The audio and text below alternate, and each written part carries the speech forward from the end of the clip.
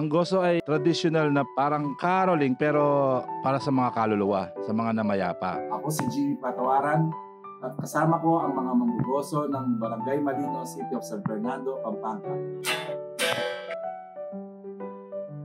Parang siya nobena. 9 days before ng undas or 9 days after ng undas pwede. Padasal sa mga namayapa, sa mga kaluluwa. Sa pagugoso, pupunta kami sa mga bahay-bahay. Tapos meron siyang parang introduction, yung mamon. Mamon parang nagpapaalam na manggugoso ka. Ako nagigitara, tapos itong tagakanta. Parang ano na rin, dinadalasalan namin yung mga kaluluwa sa mga bahay-bahay. Nobena yung kinakanta namin, traditional, matagal na yung tono. At the end ng kanta, may dasal kami.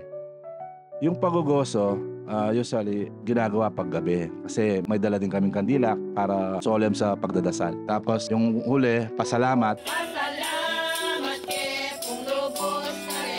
Nung una, in kind pa yung bigay, hindi pera. Halimbawa, magbibigay ka ng manok o pitas na gulay, di naman mandatory na magbibigay yung bahay. Nakakahiyang lampasan, kakantahan na rin namin. Yung paggugoso namin kasi, benefit sa church.